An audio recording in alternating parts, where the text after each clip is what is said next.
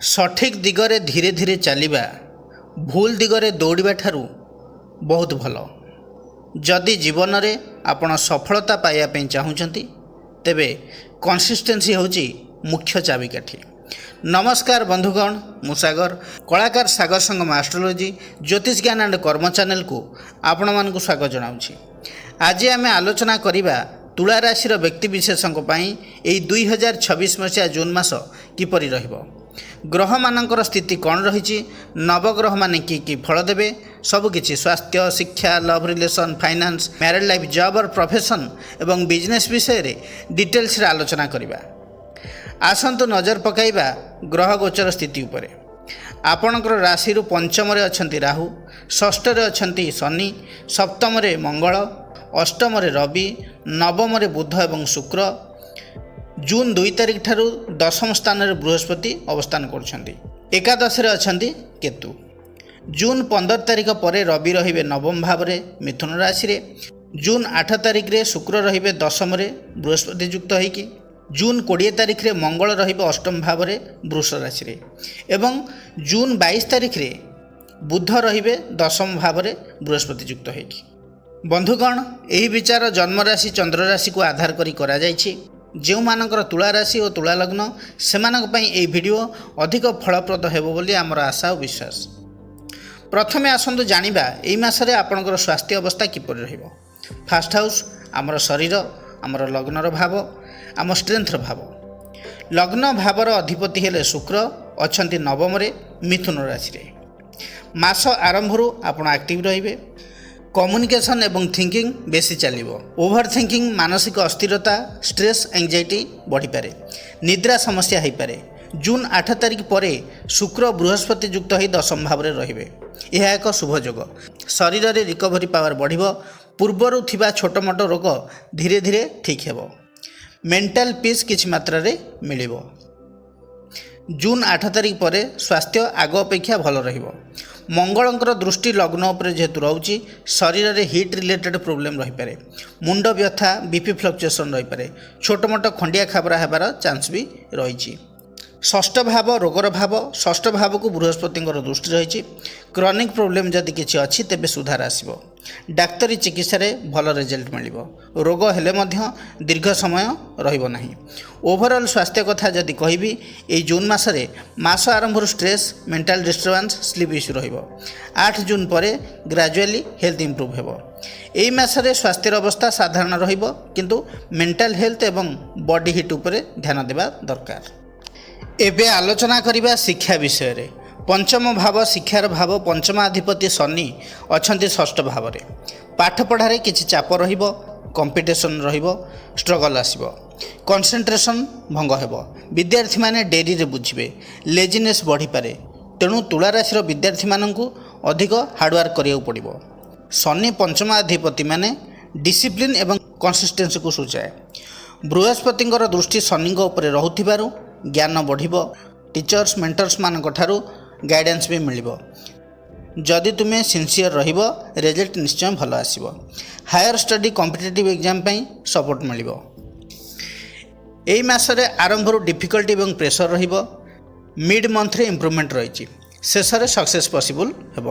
ଯେଉଁ ବିଦ୍ୟାର୍ଥୀମାନେ 5th କ୍ଲାସ୍ରୁ 12th class ମଧ୍ୟରେ ଅଛନ୍ତି, ଡିଷ୍ଟ୍ରାକ୍ସନ୍ ଆଭଏଡ଼୍ କଲେ ପାଠପଢ଼ାରେ ଇମ୍ପ୍ରୁଭମେଣ୍ଟ ହେବ। ଏହି ମାସରେ ଏଜୁକେସନ୍ ଏତେ ଇଜି ନୁହେଁ, କିନ୍ତୁ କନସିଷ୍ଟେନ୍ସ ଏଫର୍ଟ ଦେଲେ ଷ୍ଟ୍ରଙ୍ଗ ସକ୍ସେସ୍ ମିଳିବ। ସେହିପରି ନବମ ଭାବ ଉଚ୍ଚଶିକ୍ଷାର ଭାବ। ନବମାଧିପତି ବୁଧ ମିଥୁନରେ ସ୍ୱଗୃହୀ ଅଛନ୍ତି। ମାଇଣ୍ଡ ସାର୍ପ ହେବ, କ୍ୟାଚିଂ ପାୱାର ବଢ଼ିବ, ଲର୍ଣ୍ଣିଂ ପାୱାର ଷ୍ଟ୍ରଙ୍ଗ ରହିବ। ବୁଧ ଜୁନ୍ 22 ତାରିଖ ପରେ ବୃହସ୍ପତି ଯୁକ୍ତ ହେବା ଫଳରେ ପ୍ରପର ଗାଇଡ଼ାନ୍ସ ଆପଣଙ୍କୁ ମିଳିବ, ହାୟର ନଲେଜ ମିଳିବ। ଦଶମ ଭାବରେ ଏହି ଯୋଗ ହେଉଥିବାରୁ କ୍ୟାରିୟର ଓରିଏଣ୍ଟେଡ୍ ଷ୍ଟଡିରେ ଫୋକସ୍ ବଢ଼ିବ। ଜୁନ୍ 22 ପରେ ଉଚ୍ଚଶିକ୍ଷାରେ ଗ୍ରୋଥ୍, କ୍ଲାରିଟି ଏବଂ ସକ୍ସେସ୍ ଚାନ୍ସ ବଢ଼ିବ। ନବମାଧିପତି ବୁଧ ବୃହସ୍ପତି ଯୁକ୍ତ ହୋଇ ଦଶମରେ ରହୁଥିବାରୁ commerce, management, business study, IT, computer science, coding, data related study, communication, media, journalism, law, competitive exam preparation, teaching, research based study, ଏହିସବୁ ବିଭାଗରେ ଶିକ୍ଷା ଗ୍ରହଣ କରୁଥିବା ଷ୍ଟୁଡେଣ୍ଟସମାନେ ବହୁତ ଭଲ ପରଫର୍ମ କରିବେ। ବୁଧ ବୃହସ୍ପତିଙ୍କର କମ୍ବିନେସନ୍ ଏଠି ବିଦ୍ୟାର୍ଥୀମାନଙ୍କୁ smart decision making, deep understanding ଦେବ। ଏହି ଜୁନ୍ ମାସରେ ହାୟର ଷ୍ଟଡି ଅପସନ୍ ଯଦି ଦେଖିବା ଫେଭରେବୁଲ୍ ବେଶୀ ରହିବ। MBA management course abroad study planning ପାଇଁ ବିଦ୍ୟାର୍ଥୀମାନେ ଚିନ୍ତା କରିପାରନ୍ତି। Competitive exam UPSC banking SSC type preparation favourable ରହିବ। Research PhD entrance skill based professional course ବେଶୀ ବେନିଫିଟେଡ୍ ରହିବ। ଜୁନ୍ 22 ପରେ ଆଡ଼ମିସନ୍ ଆପ୍ଲିକେସନ୍ ଇଣ୍ଟରଭ୍ୟୁ ପାଇଁ ବେଷ୍ଟ ଟାଇମ୍ ରହିଛି। ଓଭରଅଲ୍ ଯଦି କହିବି ତୁଳା ରାଶି ପାଇଁ ଜୁନ୍ 2026 ଉଚ୍ଚଶିକ୍ଷା ଦୃଷ୍ଟିରୁ ଖୁବ୍ ଶୁଭର ମାସ। ନବମାଧିପତି ବୁଧ ମାସ ଆରମ୍ଭରୁ ମିଥୁନରେ ସୁଗୃହ ହୋଇଥିବାରୁ ଶିକ୍ଷାରେ ଡେଭଲପମେଣ୍ଟ ତ ରହିଛି ଏବଂ ଜୁନ୍ 22 ତାରିଖ ପରେ ବୃହସ୍ପତିଙ୍କ ସହିତ ସଂଯୋଗ ଫଳରେ ହାୟର ଷ୍ଟଡି କମ୍ପିଟେଟିଭ୍ ଏକ୍ଜାମ୍ ଓ କ୍ୟାରିୟର ଓରିଏଣ୍ଟେଡ୍ କୋର୍ସରେ ସଫଳତାର ଯୋଗ ବଢ଼ିବ।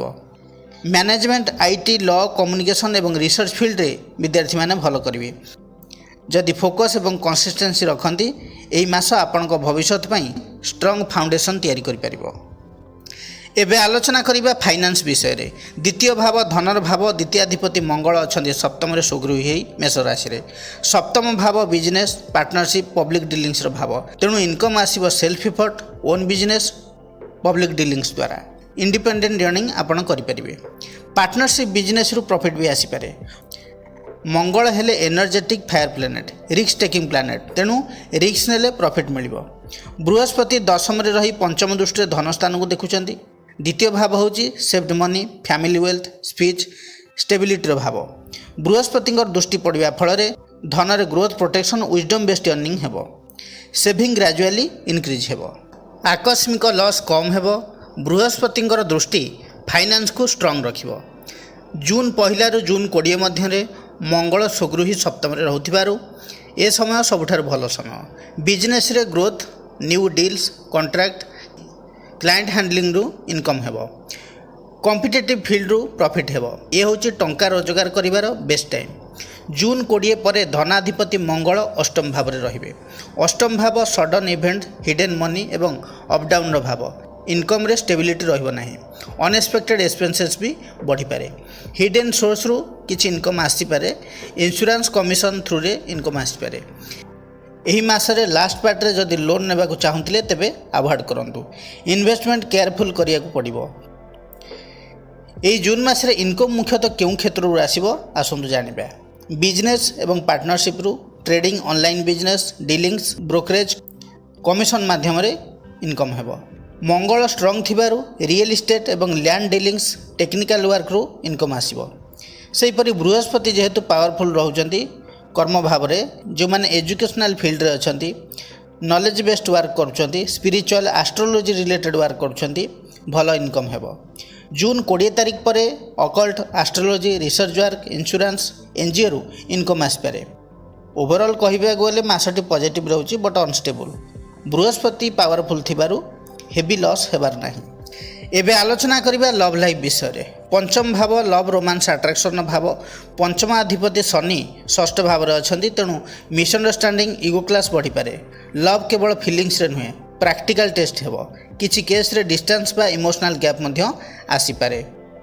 କିନ୍ତୁ ପଜିଟିଭ୍ ହେଉଛି କ'ଣ ନା ବୃହସ୍ପତିଙ୍କର ଦୃଷ୍ଟି ପଞ୍ଚମପତି ଶନିକୁ ଥିବାରୁ ବ୍ରେକଅପ୍ ସିଚୁଏସନ୍କୁ ସେଭ୍ କରିପାରିବ। ମ୍ୟାଚୁଅର୍ ଅଣ୍ଡରଷ୍ଟାଣ୍ଡିଂ ଆସିବ। ଲଙ୍ଗ୍ ଟର୍ମ ରିଲେସନସିପ୍ ଷ୍ଟ୍ରଙ୍ଗ ହେବ। ଯେଉଁମାନେ ଓଲ୍ଡ ରିଲେସନସିପ୍ରେ ଅଛନ୍ତି ପାଷ୍ଟ ଲଭର୍ ବା ଏକ୍ସ ସହିତ ରିକନେକ୍ଟ ହେବାର ଚାନ୍ସ ଅଛି, କିନ୍ତୁ ଇଗୋ କଣ୍ଟ୍ରୋଲ କରିବା ଦରକାର, ନହେଲେ ପ୍ରୋବ୍ଲେମ୍ ହୋଇପାରେ।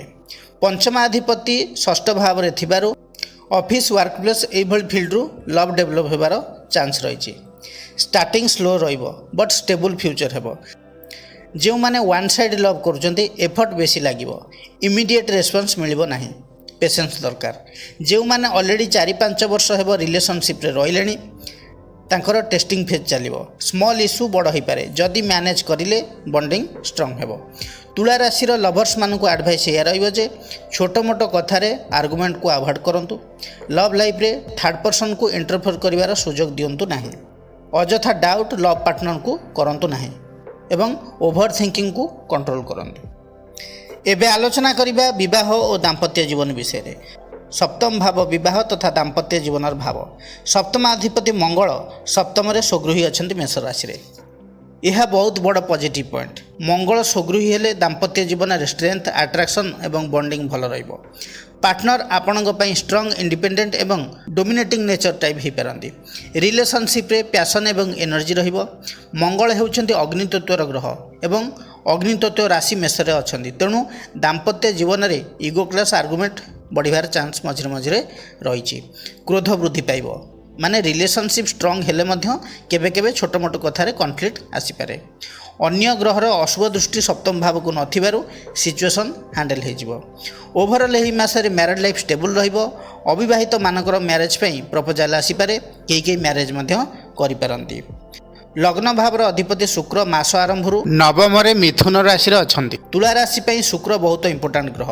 जून 8 तारिख ठारू शुक्र बृहस्पति युक्त रहिबे। मंगलंकर चतुर्थ दृष्टि लग्नपति एवं लग्न भाव को रहिबो। लव अंडरस्टैंडिंग बढ़िबो। कम्युनिकेशन बेटर हेबो। कपुल मध्य बॉन्डिंग इंप्रूव हेबो। यह नेगेटिव इफेक्ट को बैलेंस करिबो। ओवरऑल मैरिड लाइफ रे स्थिति जदि कहबी, मैरिड लाइफ स्ट्रंग एवं एक्टिव रहिबो। अट्रैक्शन एवं इंटिमेसी भल रहिबो, किंतु इगो क्लास आर्गुमेंट हेबार चांस रहिबो। कम्युनिकेशन भल रखिले समस्या इजिली सॉल्व हेबो। दाम्पत्य जीवन खूब भल एवं सुखमय हेबो। एबे आलोचना करिबा जॉब और प्रोफेशन विषय रे। दशम रे अछंती षष्ठाधिपति बृहस्पति उच्चस्थ होगी कर्कट राशि रे। दशम भाव कर्म जॉब रेपुटेशन को रिप्रेजेंट करे। जून 8 तारिख लग्नपति शुक्र बृहस्पति युक्त ही दशम रे। यह एक अत्यंत शुभ योग। क्यारियर रे ग्रोथ, प्रमोशन, रेकग्निशन चांस बढ़िबो। नुआ अपॉर्चुनिटी किछि आसीपारे। शुक्र लग्न भावर अधिपति, तेणु self growth, attraction, public image को रिप्रेजेंट करुछि। बृहस्पति एक्सपेंशन, लक, गाइडेंस को रिप्रेजेंट करे, तेणु क्यारियर रे अपलिफ्टमेंट और रेस्पेक्ट बढ़िबो। मंगलंकर चतुर्थ दृष्टि दशम भाव उपरे रहुछि। काम रे एनर्जी, कंपिटिशन एवं प्रेशर बढ़िबो। पॉजिटिव दृष्टि जदि देखिबा, लीडरशिप स्किल बढ़िबो। रिस्क डिसीजन नेबारे साहस आसीबो। सेहीपरि नेगेटिव इंपैक्ट भी किछि पड़ी पारे। कर्म क्षेत्र रे ऑफिस पॉलिटिक्स, बॉस किंबा कर्मचारी मानक सहित आर्गुमेंट हो पारे। सेहीपरि षष्ठ भाव होछि जॉब, सर्विस, कंपिटिशन भाव। षष्ठ रे अछंती शनि। हार्डवर्क, डिले, स्ट्रगल रहिबो, किंतु षष्ठाधिपति बृहस्पति कर्कट रे जेहेतु उच्चस्थ रहउचंती, कंपिटिशन रे आपण विन करिवे। जॉब रे स्ट्रंग पोजीशन एवं कंफर्ट जोन रे रहिबे। बृहस्पति दृष्टि षष्ठ भाव को रहुछि, शनि को भी रहुछि, तेणु रिलीफ मिलिबो, प्रमोशन भी मिलिबो। जो माने जॉब पई प्रिपरेशन होउचंती, जॉब पाइबार चांस रहिछि। गवर्नमेंट जॉब रे डिले हो पारे, बट सफलता निश्चित भाव में मिलिबो। लग्नाधिपति शुक्र दशम रे एवं षष्ठपति दशम रे थिबारु fashion, design, beauty, media, acting, education field, teachership, law, management, consulting related आदि फील्ड रे कर्म नियुक्तिर संभावना रही। जो माने ऑलरेडी अछंती सेमानकर ग्रोथ रही। मंगलंकर दृष्टि दशम भाव को रहुछि एवं मंगल मध्य सप्तम केन्द्र रे रुचक महापुरुष योग सृष्टि करुछि। तेणु police, army, defence, engineering, technical work, real estate, construction field रे जो माने अछंती से माने बेनिफिटेड रहिबे, किंबा एई विभाग रे जो माने सब ट्राई करछंती से माने जॉब पाई जिवे। शनि षष्ठ भाव में अच्छा और बृहस्पति दृष्टि भी षष्ठ भाव को रही। प्राइवेट सेक्टर रे जॉब होबार पॉसिबिलिटी अधिक रही। बैंकिंग सेक्टर रे कई जॉब पाई पारंती। जून 8 तारिख पर प्राइवेट जॉब रे ग्रोथ और सैलरी इंक्रीमेंट रोचे, बट सिलेक्शन चांस स्ट्रंग रहिबो। तुला राशि सर्विस होल्डर व्यक्तिविशेष मानक एडवाइस या रही जून मसरे पेशेंस रखंतु, बॉस को सहित आर्गुमेंट करंतु नहीं, नेटवर्किंग बढ़ांतु एवं स्किल अपग्रेड करंतु। हार्डवर्क सहित स्मार्ट डिसीजन आपन को निश्चित भाव में सक्सेस कराइबो। ओवरऑल एई मासरे कैरियर कथा जदि कहबी, जून 7 मध्य काम प्रेशर, कन्फ्यूजन, डिले। जून 8 पर सडन ग्रोथ, प्रमोशन रहिबो, जॉब चेंजर चांस भी रही। इन्फ्लुएंशियल पीपलकर सपोर्ट भी रहिबो। एबे आलोचना करिबा बिजनेस विषय रे।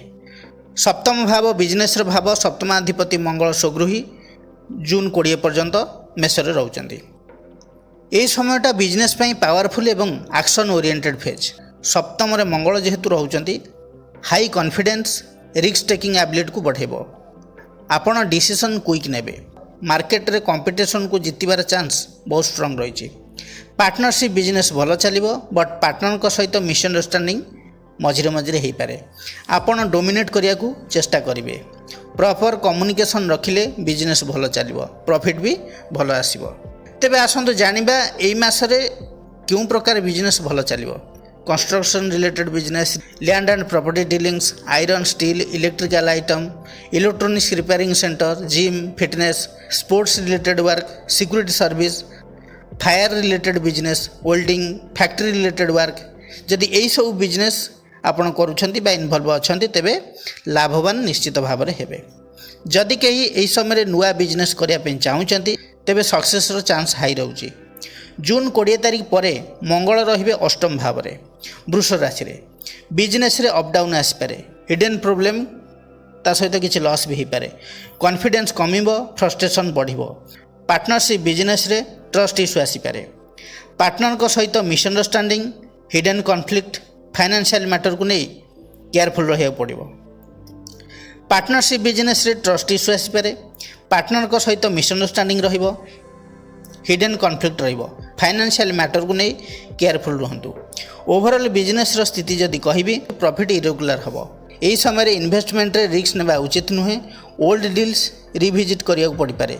मंगल रिलेटेड बिजनेस रे जून 20 तारिख ठारू आग भली स्पीड रहिबो नाही। Masonry breakdown, legal issue, accident type risk बढ़ी पारे। संक्षेप रे कहिबाकू गले एही जून मासरे बिजनेस रो स्थिति जून फर्स्ट हाफ रे ग्रोथ, सेकेंड हाफ रे केयरफुल, हिडन चैलेंजेस किछि आसीबो। पार्टनरशिप स्टार्टिंग रे भल रहिबो। पार्टनरशिप को नहीं केयरफुल रहिया पड़िबो।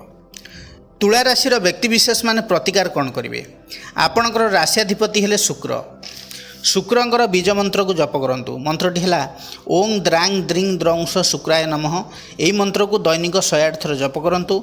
माँ लक्ष्मी उपासना करंतु, आपण शुभ रहिबो। बंधुगण, यह थिला तुला राशि 2026 मसीहा जून मासर मासिक राशिफल विषय विस्तृत आलोचना।